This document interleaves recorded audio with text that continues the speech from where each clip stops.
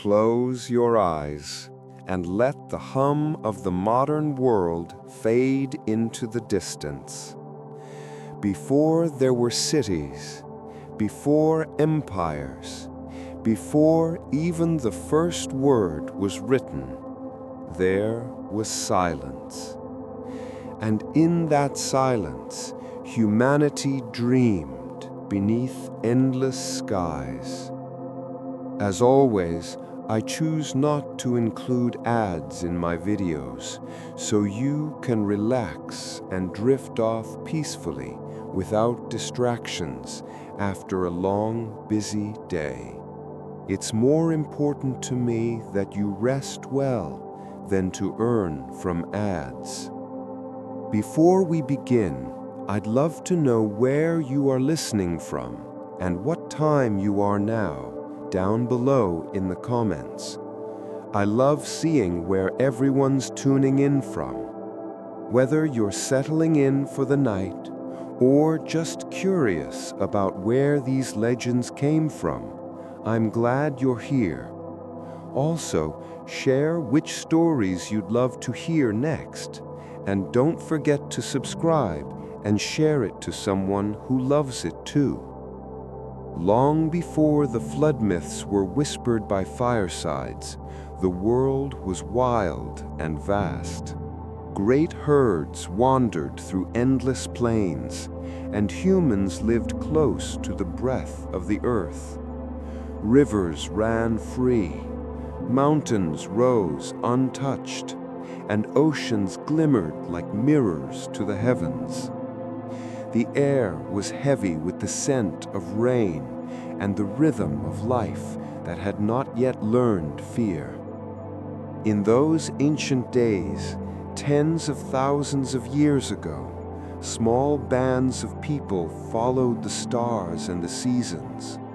They carved their stories into bone and stone, painted the walls of caves with the colors of their memory, and spoke to the wind as though it were alive. The earth was their mother, the sky their father. They knew the patterns of birds, the moods of the clouds, and the secrets of the moon's reflection on still water. No one knew it yet, but the world was changing. The great ice sheets of the north had begun to melt. Glaciers that had stood like mountains for thousands of years slowly withdrew, releasing rivers that swelled with life and with warning. The seas began to rise quietly at first, like a whisper in the night. Archaeologists called this time the end of the Ice Age, a moment when the planet warmed and the coastlines we know today were born. Vast lands that once connected continents began to vanish beneath the sea.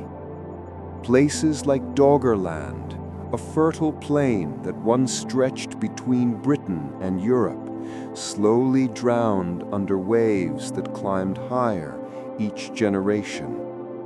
But to those ancient people, there were no scientific explanations. The world itself seemed to tremble. Seasons changed unpredictably.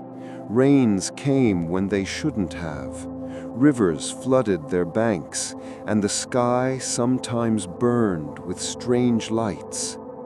To them, these were not natural shifts. They were signs. So they told stories. Stories of gods and spirits who warned humanity to listen, of dreams that spoke of coming waters, of whispers in the thunder that carried the promise of a world washed clean. In these fragile beginnings, the seeds of the great flood myth were sown. The people could feel the earth's heartbeat quicken, as if something vast and unstoppable stirred beneath their feet. And yet they carried on. They built their shelters, hunted, gathered, and sang. They loved, they feared, They hoped, because that is what humanity has always done, even when the world shifts beneath its feet. Tonight, as you drift deeper into calm, imagine standing among them, beneath a starlit sky, the ocean still distant, the air cool with the scent of the wild earth. Somewhere beyond the horizon, a tide is rising, but for now, all is still. Generations passed since the first signs began. People noticed that the rains came longer than before. Rivers swelled beyond their memory. Shores crept closer to the edges of their homes. The air seemed thicker, the skies restless, and though the nights were peaceful, something ancient began whispering through the world, a warning carried by wind and water. Across far lands and distant tribes, the message was the same: something is coming. In the fertile valleys of Mesopotamia, elders watched the Tigris and Euphrates grow wider each year. They said the gods were weeping, their tears falling upon the earth to cleanse it of corruption. In the east, along the Yellow River of early China, villagers told tales of dragons moving beneath the water, thrashing in anger, sending storms to reshape the land. Far across the sea, in the lush lands of the Americas, ancient ancestors spoke of a serpent that slept beneath the waves, soon to awaken and drown the mountains themselves. And on distant islands, people dreamt of stars falling into the sea, melting the horizon into endless water. The stories changed from place to place, yet they all shared one truth: the world had grown unbalanced. Some said humanity had forgotten the old ways, that people no longer listened to the spirits of nature. Others believed the gods themselves were tired of watching greed and cruelty spread across the land. And so whispers began to spread through dreams and visions. Among small villages, there were those who awoke at night trembling, saying they had seen a sky torn open with light, rain that burned like tears, and a voice calling from the deep. In the ancient city of Shuruppak, near the rivers of Mesopotamia, a man named Ziusudra was said to have dreamed of the god speaking through the wind. They told him that the land would soon be covered with water, and that only those who listened would survive. Across the ages, this same vision appeared in different forms: Utnapishtim in Babylon, Atrahasis in Sumer, Noah in the Hebrew scriptures. Different names, one story, a warning that the world would be washed clean. But for the prehistoric people who lived before writing, before cities, before any recorded tale, it was not yet myth. It was simply the growing sense that the world was trembling, that the air, the sea, the soil, all of it was preparing for something vast and final. They could not know the science behind the rising waters, the melting ice, or the shifting of the earth. To them, the elements themselves were alive. The thunder spoke, the rain remembered, and the sea began to call. The gods are restless, the elders whispered by the fire. The balance has been broken.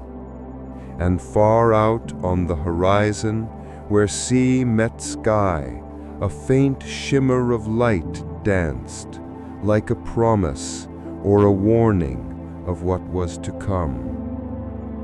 The air was changing, the ground was soft beneath their feet, and soon the first drops would fall. The day the sky wept was near. The night was calm at first. The stars still shimmered above the sleeping earth. But beneath that silence, the world began to cry. No one remembers the first drop. Perhaps it fell upon a leaf unnoticed. Perhaps it struck the dust of an ancient road where no one walked.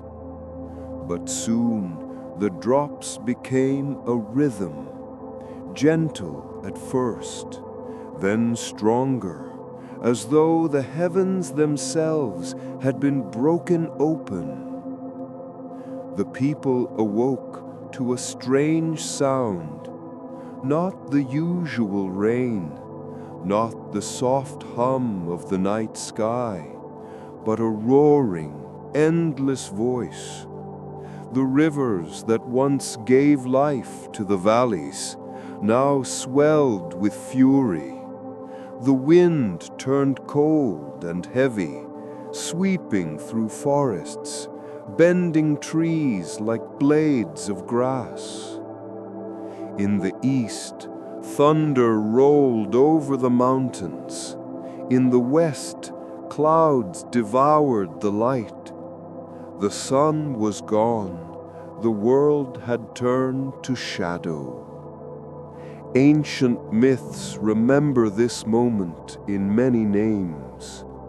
In Sumer, it was said that Enlil, the lord of storms, unleashed the flood to silence the noise of humankind. In the epic of Gilgamesh, the god Ea warned the righteous Utnapishtim to build the great vessel, sealed with pitch, to carry his family and the seeds of all living things. In later ages, the Hebrew stories would call it the wrath of Yahweh, a deluge sent to cleanse the corruption of men. And in faraway lands, from the Mayan jungles to the islands of the Pacific, the same tale was told, a sky that cried without end. As the rains fell, day blurred into night. Mountains vanished behind curtains of water. Rivers became oceans, swallowing valleys whole. Animals fled to higher ground, their cries fading into the thunder. People huddled together, clinging to anything that floated. The earth beneath their feet dissolved into mud and waves. Whole villages disappeared in silence. And in that silence, something sacred was remembered, that humanity was small before the will of the world. Archaeologists today can still trace this memory. They find layers of clay and silt buried deep within ancient cities, sudden deposits that speak of catastrophic floods. In the land once called Shurupak, beneath what is now Iraq, they found a layer of river mud more than 2 meters thick, sealing the remains of houses and pottery. The myth, it seems, had roots in truth. But for those who lived it, there were no dates or explanations, only the endless rain and the sound of their own hearts. The sky wept for 7 days, they said, and 7 nights, until all that was once familiar drifted away.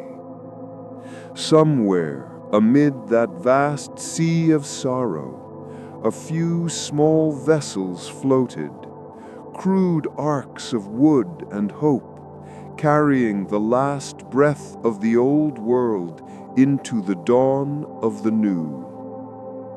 And when the rain at last began to fade, and the roaring sky grew quiet, only the whisper of waves remained. The old world had ended. The new world still slept beneath the water, and those who remained waited for the first light to return. When the world drowned, the story did not end.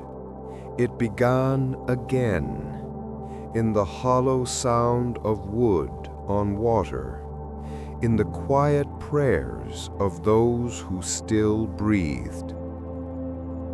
The rain had stopped, but the earth remained hidden beneath a restless sea. For days, or perhaps months, no land could be seen. The horizon was only water, endless and still. The sun rose pale through mist, then disappeared again behind drifting clouds. Upon that ocean floated a handful of vessels, each one carrying not only people, but the memory of everything that was. In Sumer, they spoke of Ziusudra, a man warned by the god Enki to build a great boat before the flood began. He sealed it with pitch, filled it with seeds, animals, and the wisdom of the old cities. When the storm ended, his ship came to rest upon the mountain of salvation, and the gods, seeing his faith, granted him eternal life. In Babylon, he became Utnapishtim, the immortal sage who told his tale to Gilgamesh, the first mortal to survive the wrath of heaven.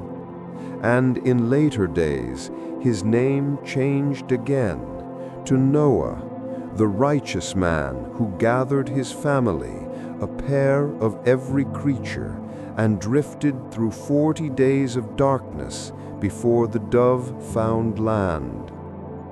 Far to the east, in ancient India, a fish god named Matsya warned the sage Manu of the same fate.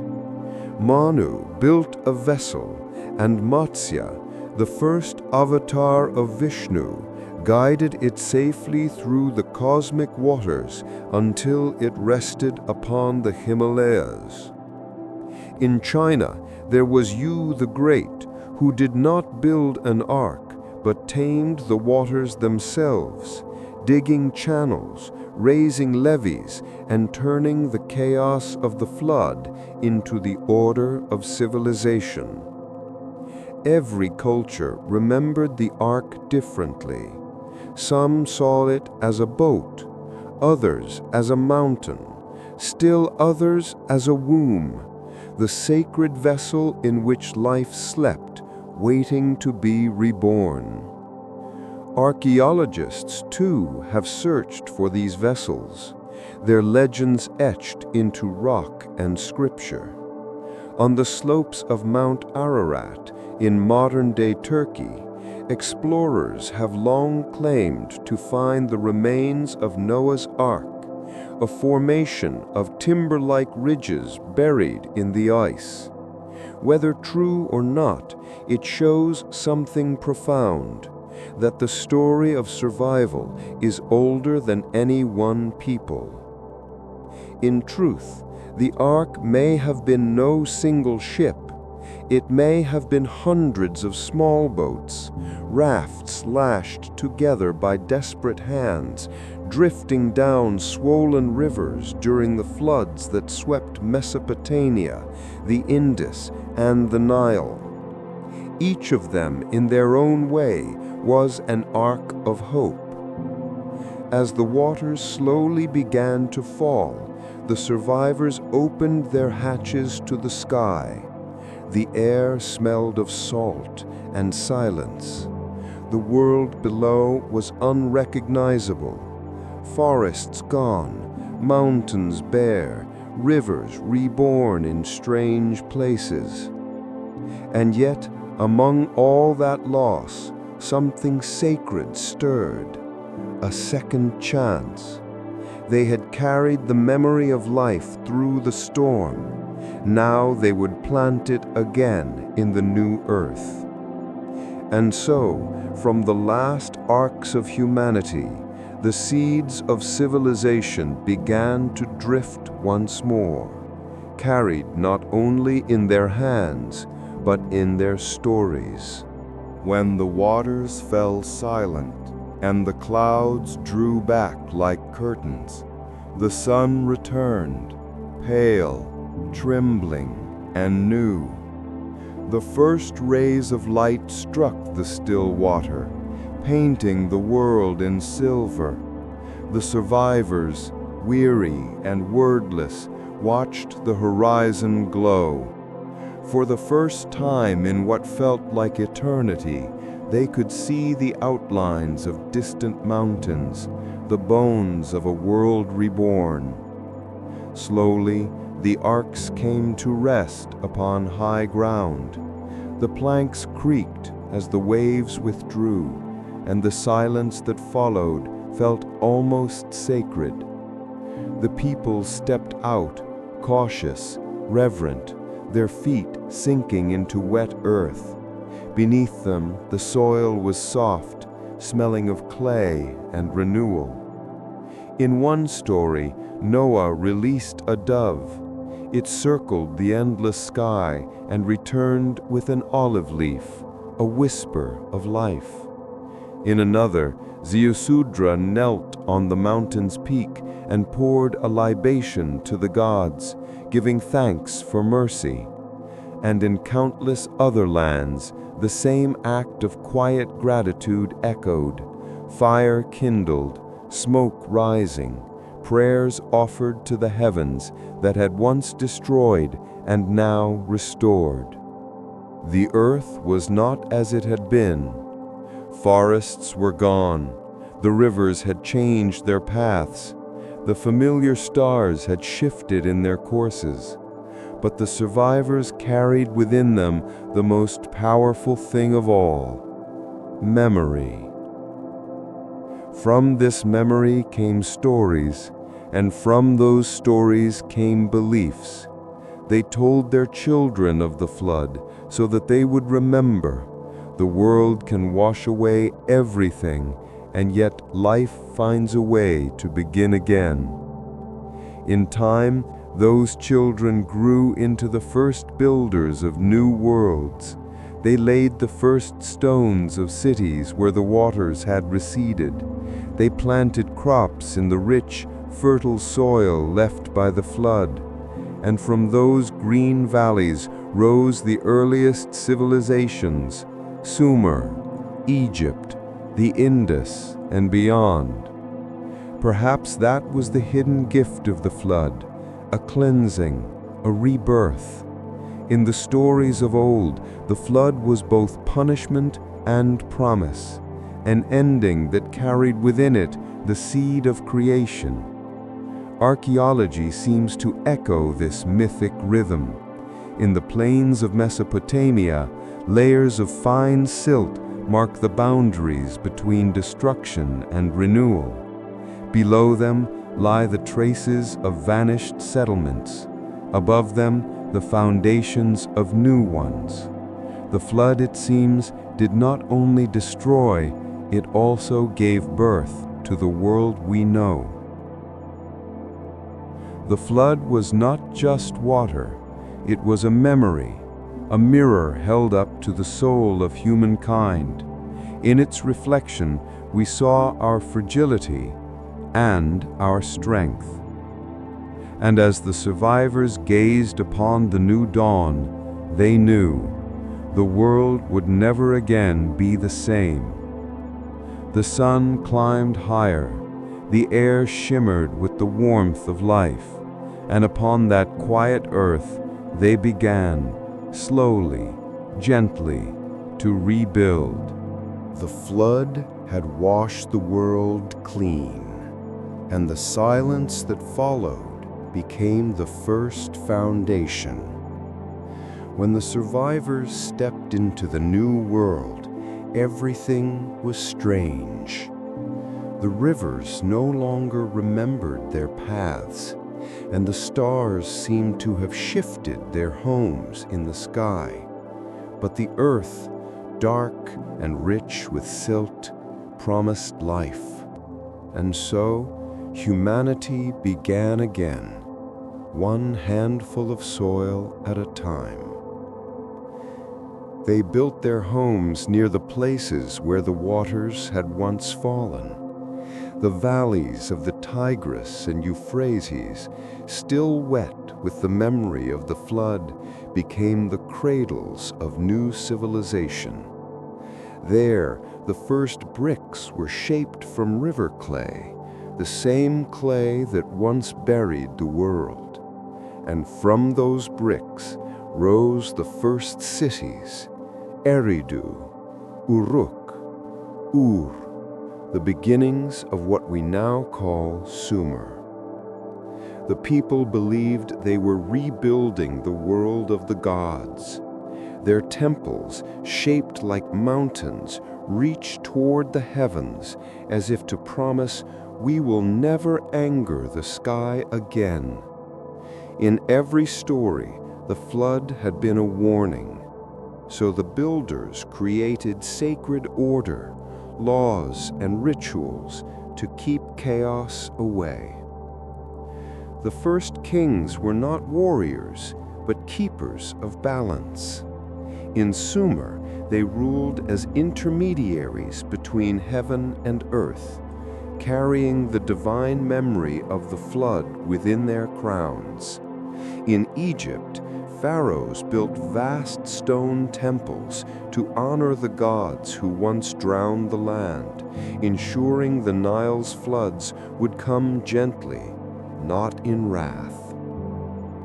In archaeological ruins, they uncover this memory in every ancient ruin.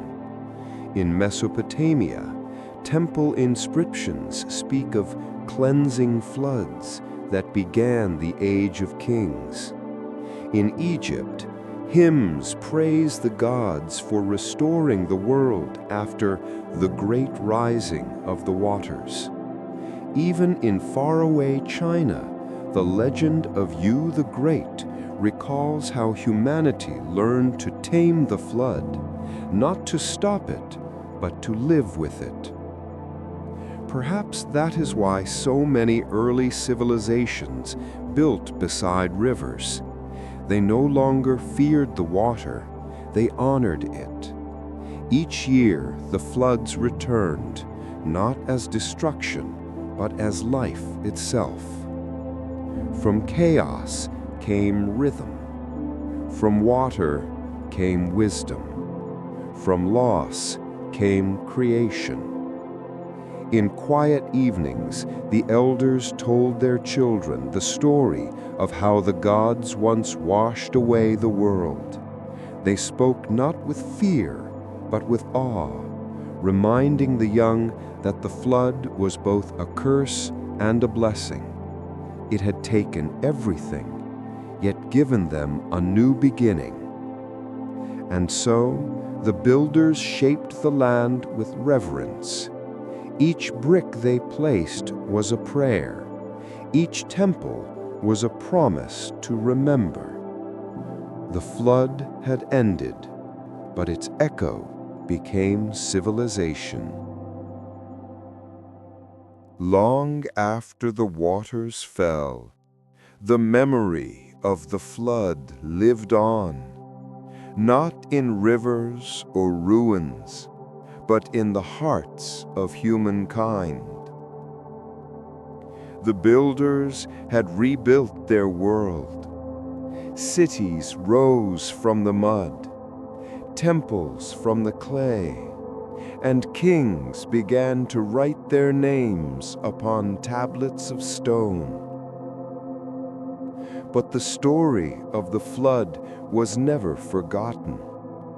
It passed through generations like a whisper carried by the wind, retold around fires, painted on cave walls, carved into sacred texts. In Mesopotamia, the story became the Epic of Gilgamesh, the oldest tale ever written. Within its lines, the immortal Utnapishtim tells of the flood that wiped away mankind, the ark that saved the seeds of life, and the rainbow that marked a fragile peace between gods and men. It was not just history, it was memory woven into myth. In Greece, the same memory returned as the tale of Deucalion and Pyrrha. Warned by Zeus, they built a chest and survived the deluge that drowned the Bronze Age.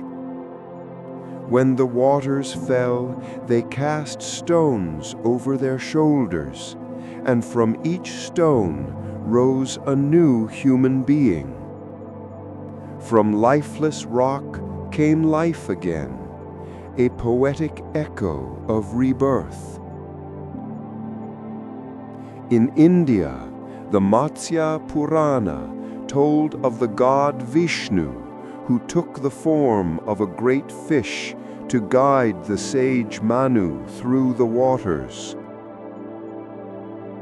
Manu's boat carried the seeds of every living thing, tied by a rope to the horn of the divine fish, sailing until the Himalayas emerged from the waves. Far across the world, the same story appeared again. Among the Maya of Central America, the gods destroyed their first creations in a flood, before shaping a wiser, humbler mankind from maize. In the Andes, the Incas spoke of two survivors sheltered upon a mountain as the waters swallowed the valleys below.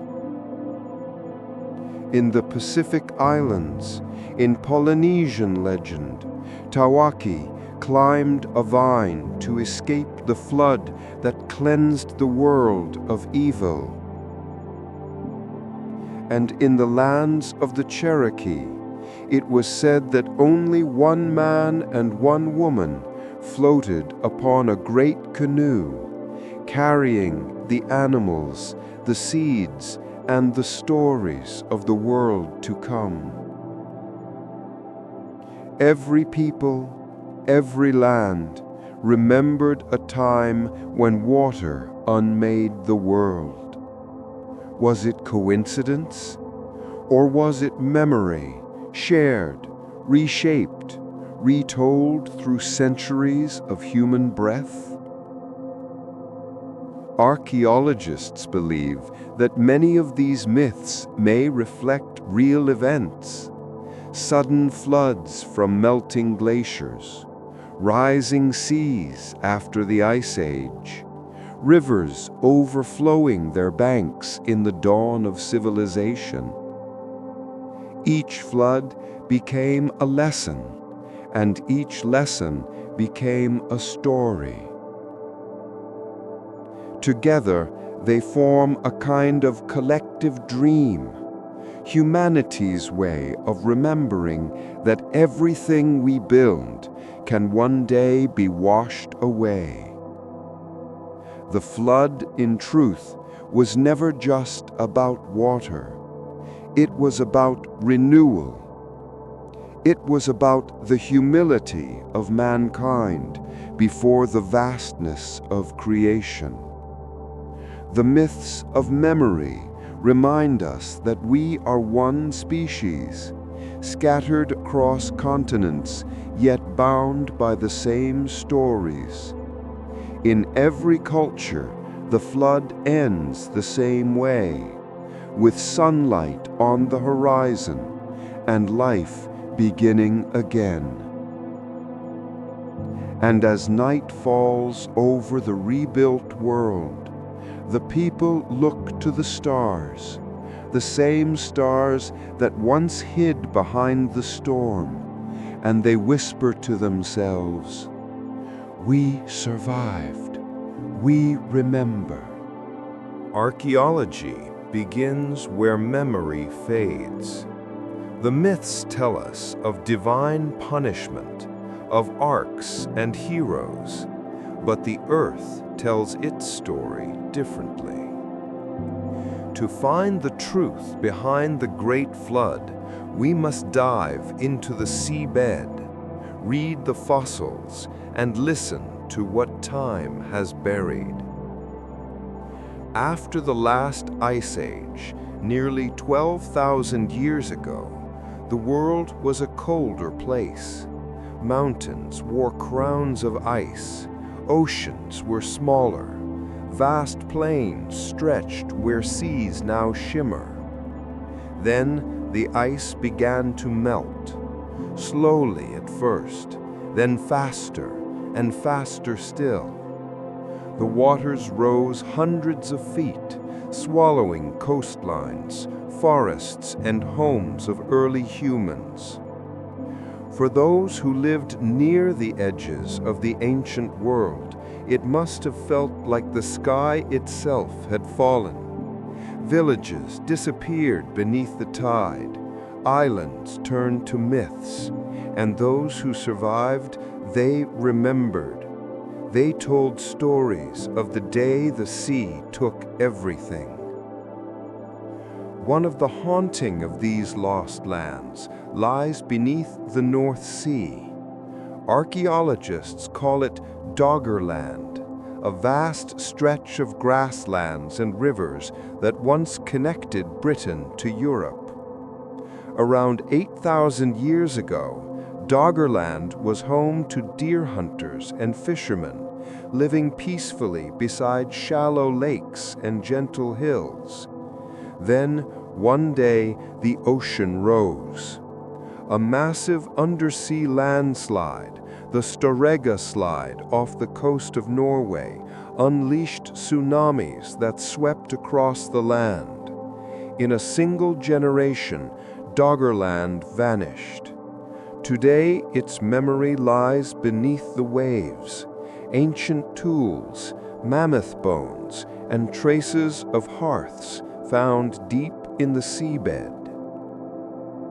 Far to the east, another mystery rests below the Black Sea. In the 1990s, marine geologists discovered ancient shorelines hundreds of meters below the surface. Samples revealed that the Black Sea was once a vast freshwater lake. Then, around 7,500 years ago, the Mediterranean burst through the narrow Bosporus Strait, flooding the valley in a cataclysmic rush. Thousands of square miles of fertile land disappeared, and ancient people fled inland. Could this have been the memory that became the story of Noah, Utnapishtim, and the biblical flood? Perhaps. For those who watched their world drown, it must have felt like the end of everything. And in the warm waters of the Indian Ocean, near India's western coast, sonar scans revealed something extraordinary. Submerged ruins near Dwarka, an ancient city once described in the Sanskrit epics. stone walls, pillars, and streets now lying silent beneath the tide. Whether myth or history, the city's memory matches the rhythm of the Great Flood, the sea rising, swallowing, and remembering. Elsewhere, along the coasts of Japan, Egypt, and the Caribbean, similar stories unfold, of temples and settlements now resting beneath the waves. Each discovery is a whisper from an age before ours, when humans learned the fragility of the world they walked upon. Science tells us that the flood was not one event, but many. 1,000 local disasters remembered as one vast memory. And perhaps that is the truest story. Not a single flood sent by the gods, but a pattern written by nature itself. The melting ice, the rising seas, the crumbling cliffs, they remind us that we have always lived in a world of change. And just as ancient people rebuilt after the deluge, so too do we, every day, rebuild after our own storms. When the waters fell, the world was new again. From the silence of the flood came the first heartbeat of civilization. The flood had ended, not just in story, but in spirit. Across the planet, as the seas retreated and the skies cleared, humankind stood upon the wet soil of a reborn earth. They looked to the horizon and saw not ruin, but renewal. The air was softer, the rivers calmer, and the soil, rich with the memory of the waters, was ready to give life again. From these muddy plains rose the first gardens, and from those gardens the first cities. In the valleys of Mesopotamia, the survivors settled along the twin rivers, the Tigris and Euphrates. They built walls from clay, carved canals through the land, and learned to guide the same waters that once destroyed them. From the silt of the flood grew the first fields of barley and wheat. From chaos, order. From loss, creation. And soon names like Eridu, Uruk, and Ur began to echo through time, the earliest cities of human civilization. To the west, along the Nile River, the story unfolded again. When the rains of Africa flooded the valley, people learned to live in rhythm with the water. Each flood brought new soil, and each receding wave left behind the gift of harvest. It was here that Egypt would rise, a kingdom built on the wisdom of the flood. To them, water was not destruction, but renewal, a yearly reminder that death and rebirth were one and the same. In India, along the Indus Valley, the same miracle occurred. Villages grew into cities, Harappa, Mohenjo-daro, where streets were straight and homes had running water. The flood that once drowned the world had now become the very force that made civilization possible. And as time moved forward, humans began to wonder, had the flood not been punishment at all? Was it perhaps the earth's way of cleansing and renewing, a cycle of ending and beginning? The myths slowly changed. The gods who once brought destruction became the guardians of fertility. In the temples of Mesopotamia, priests offered prayers not to avoid the flood, but to invite its blessings. In Egypt, Hapi, lord of the Nile, was worshipped for bringing life through floodwaters.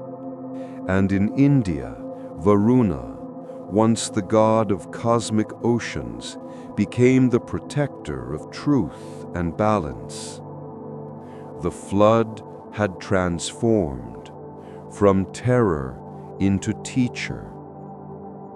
From water came memory, from memory came wisdom, and from wisdom the first civilizations of humankind. Every great city, Babylon, Thebes, Mohenjo-daro, Nineveh, rose upon the bones of floodplains.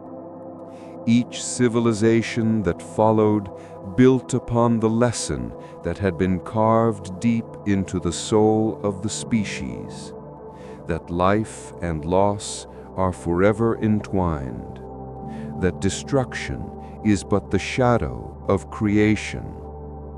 And so the flood gave birth to a new age, an age of writing, agriculture, temples, and trade.